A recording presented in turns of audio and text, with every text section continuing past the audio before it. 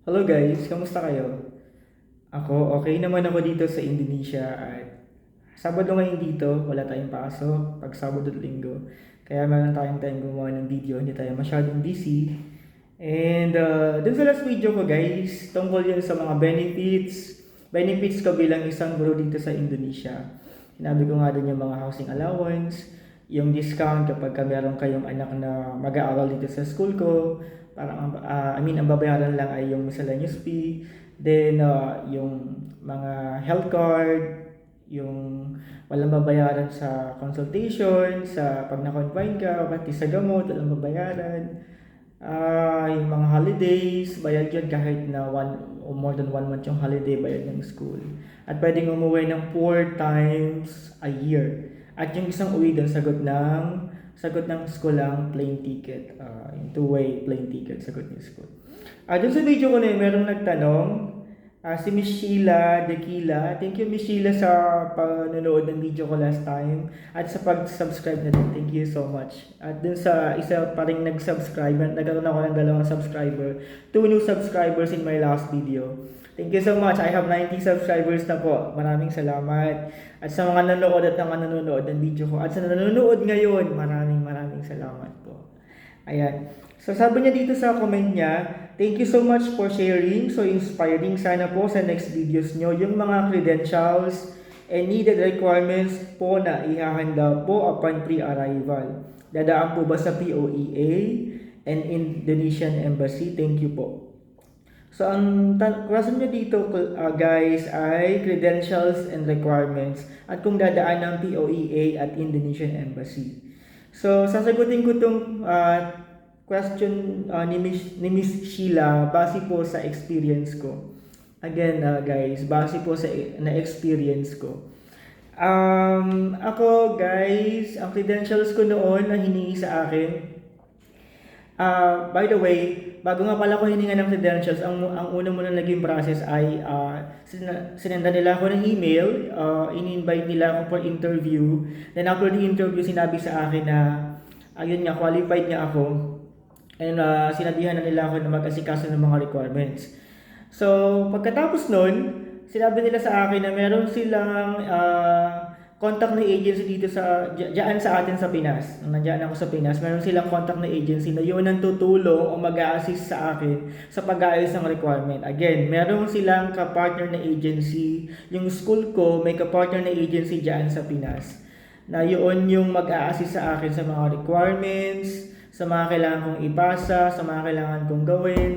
Sila yung nag-assist sa akin sa lahat-lahat. At wala akong binayaran guys. Walang babayaran. Wala akong binayaran kasi sinagot lahat ng school ang bayad. Placement fee, medical, lahat. Ang gastos ko noon ay yung pamasahe ko. Pero yung mga placement fee, mga medical, sila lang ang bahalang sumagot. At kung ano na pang babayaran. Then after nun, ang nag-assist na sa akin nung pagkatapos ng interview ko ay ang agency, Oman Phil, yung agency ko noon, Oman Phil. At sila yung nanghingi ng mga requirements. Ito yung mga requirements na sinubmit ko sa kanila. So, original passport, kailangan valid for more than 1 year. COE guys. Una yung passport, kailangan valid for more than 1 year. Then, COE. Dito sa Indonesia guys, kailangan meron kang 5 years of teaching experience minimum kung gusto mong magturo dito. So yun yung requirement nila. Kailangan meron kang 5 years of teaching experience at kung magtuturo ka ng English, kailangan yung COE mo nakalagay doon na nagturo ka ng English for 5 years. Kung naman math, dapat nakalagay doon nagturo ka ng math for 5 years or 6 years or 10 years. Depende kung ilang years kayo nagturo. Kailangan nakaspecify doon. Kung ang a-apply ninyo ay, for example, math teacher, English teacher, or science teacher, kailangan nakaspecify yung subject na itinuro nyo at ilang taon. Kung naman magtuturo kayo ng elementary, hindi na kasi sa elementary naman wala tayong wala namang major wala silang major subject. Lahat tinuturo generalist. Pero kapag ka high school, dapat naka-specify doon lalo kung ang ina-apply niyo ay ayun nga, English teacher, math teacher or science teacher. Dapat nakalagay sa COE niyo na nagturo kayo ng English for 5 years, math for 5 years, science for 5 years. Kasi yun yung naging ano ko nun eh, ang binigay sa akin COE, nakalagay lang din, nagturo ko sa school na to ng 6 years, pero hindi nakalagay kung ano yung tinuro ko. Ayun, so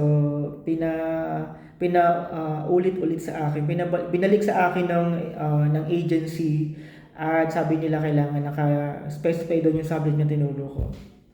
And yun, COE, pagkatapos, ano yun, passport, COE, diploma. Yung diploma, sa TOR, hinihingiin yun. Diploma nyo nung college, or kung nakagraduate kayo ng masters. Pero dito kasi, hindi naman ako sa akin, hindi ako na-require, hindi ako hiningian ng masters or kailangan dapat tapos ka ng masters, hindi.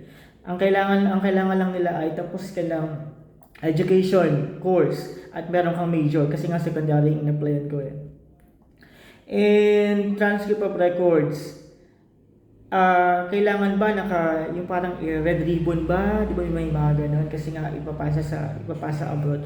So sa case ko, hindi naman hindi naman kinailangan na naka-red ribbon. Kung ano lang yung binigay sa akin nung naka-graduate ako, yun ang yung pinasa ko. Kasi ang hiningi lang sa akin guys, scan copy. Hindi hiningi yung pinaka-physical copy, scan copy lang. So hindi naman nila hiningi kailangan na i-red ribbon or whatsoever. Pero again guys, depende sa school nyo. Ako sa akin kasi hindi naman nila hiningi na, hindi na require na kailangan ganun. Si agency magsasabi sa inyo kung papadaanin kayo kay agency. Siya ang mag-assist sa inyo, siya ang magsasabi kung ano yung kailangan yung i-submit. Then kung kayo ay LPT or licensed teacher dyan sa atin sa Pinas, kailangan nyo rin i-submit yung ID nyo or yung license certificate. Then PSA, ito mandatory to. PSA, yung PRC guys, hindi siya mandatory, if applicable kung meron lang. Pero yung PSA, mandatory siya. PSA birth certificate, then PSA marriage certificate kung kasal kayo. If applicable to, yung yung marriage certificate if applicable, PRC if applicable, pero yung birth certificate na PSA required siya.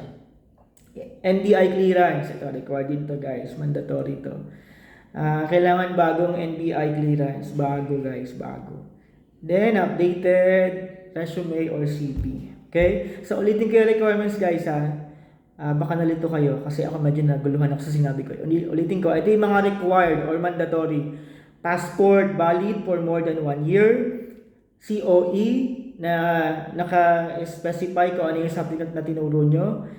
Diploma, transcript of record, PSA birth certificate, NBI clearance bago, updated resume. Yun yung mga mandatory. Ito naman yung mga if applicable lang. If applicable, PRC ID or license or PRC certificate, license certificate, and marriage certificate. Yun yung mga if applicable lang. Kung meron kayo ng optional yun. And ano pa ba guys? Placement fee nakalagay dito, equivalent to 1 month salary kasi yung placement fee 1 month salary. Pero ang nagbayad nga nito guys ay yung employer ko, wala akong binayaran. Then pag-ibig fee na 300, kailangan bayad ka at least 3 months. Pero ito ako nagbayad nito kasi sa akin to, personal ko to, pag-ibig fee. And ano pa? Noon kasi nag-apply ako, may COVID pa kaya kinailangan ng COVID vaccine. Hindi ko lang alam mo yung kung kailangan pa nila. So, sasabihin naman yun ng agency nyo kung kailangan. Then, yung medical guys, general medical. So, lahat i-check, sisilipin yung put nyo, lahat. Yun guys, ay sagot ng school. Sa akin yun naman guys. Hindi ko lang alam sa ibang school. Okay? And ang tanong pa ni Miss Sheila dito sa kanyang comment ay, dadaan po ba ng POEA? Ako hindi na ako dumaan ng POEA kasi nga may agency ako, sila nag-asikaso. Pero siguro kung hindi ako agency, kailangan pumunta doon. Pero dahil nga sa case ko, may agency na nag-assist sa akin. Sila na yung nag-asikaso ng lahat ng papers ko. Indonesian Embassy, hindi na ako dumaan ng Indonesian Embassy kasi nga may agency ako. Sila na lahat nag-asikaso. So, nung flight ko, binigay nung date ng flight ko, binigay a day before, nagpunta ako doon sa agency, binigay lahat ng documents na kailangan kong i-present. sa airport, sa immigration, at sa immigration dito sa Indonesia. Ayun, binigay nila lahat sa akin yung documents. Ay, nasikaso na nila lahat at binigyan ako ng instruction a day before. Saka yung mga PIDOS, yung OEC, yan. Sila nang bahala mag-asikaso lahat nun, guys. Ayun, sana nasagot ko yung question mo, Miss Sheila. And ulitin ko, guys, wala akong binayaran. Sagot lahat ng school, pero depende rin kasi yun sa school na i-apply nyo. Pwede naman kayo muna magbayad din na i-reimburse nila pagdating nyo dito sa Indonesia or dun sa bansa nga applyan nyo.